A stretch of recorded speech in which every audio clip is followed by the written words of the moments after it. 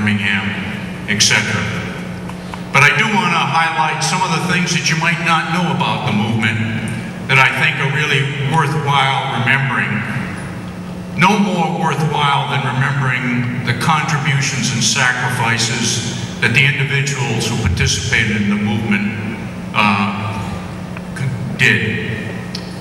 But the movement itself, to me, is particularly profound because it asks us as American citizens to confront our past, to look at who we are, what we've become, and to reconcile that with what we believe. And what we found in the civil rights movement was we were extraordinarily uncomfortable, at least the white population was, with who we are, what we have made of this society.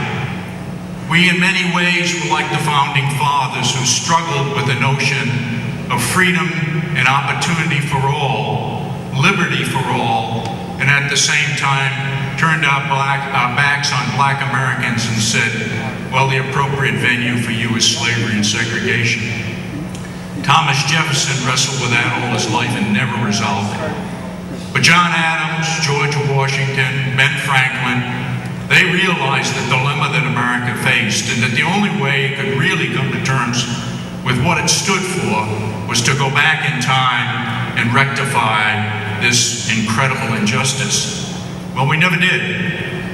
It took us the better part of 200 years in the leadership of some of the people we have had introduced to us today to be aware of the mistakes we had made. So where did St. Augustine fit into this story, this extraordinary story, the one that David Norton mentioned we ought to be celebrating? We ought to celebrate it like we celebrate other monumental events in our history.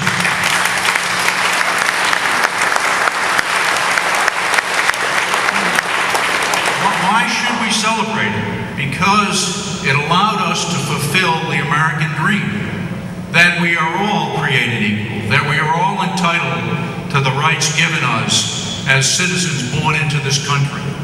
That's something extraordinary to celebrate. It's why Lyndon Johnson waited till July 2nd to sign the Civil Rights Bill into law, because he wanted it very close to the day we celebrated the anniversary of the creation of the United States of America. He realized it was that important.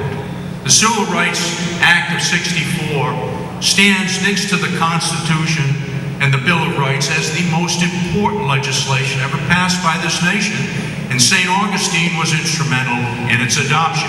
We should not forget that. We should never forget that. But where does St. Augustine fit in all of this? Well, it was part of the Southern Christian Leadership Conference movement that developed in the wake of the Montgomery bus boycott, and its first iteration was in Albany, Georgia. Albany was a complete disaster. It was a disaster for King. He got pulled into Albany, Georgia, in large measure because SNCC was there, the Student Nonviolent Coordinating Committee. The NAACP was there, and everybody was wondering, where is SCLC? Well, they got pulled in and they got outfoxed by a sheriff who simply arrested people, didn't hose them down, didn't beat them with sticks, didn't turn the dogs loose on them, just arrested them, put them in jail, kept them in jail until the movement was literally without soldiers.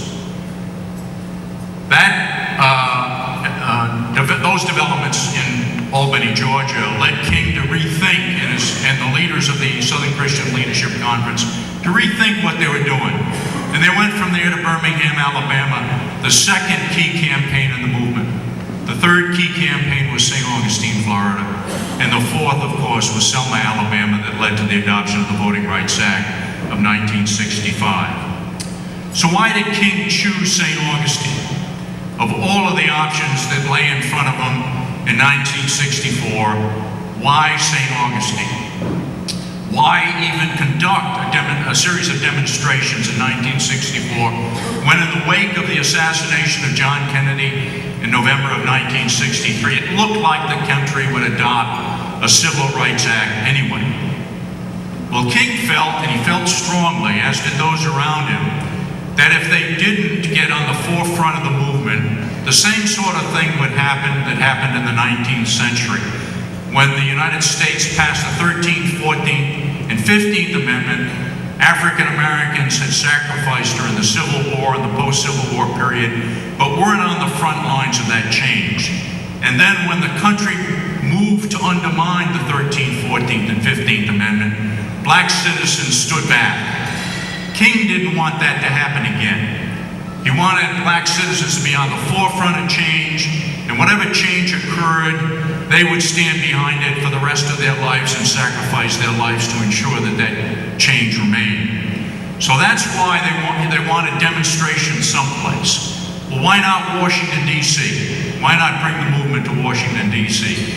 Well, King was anxious that they went to D.C., they shut down the government, or affected the course of government, that the allies in the movement in the Congress would turn against the movement and turn against the Civil Rights Act.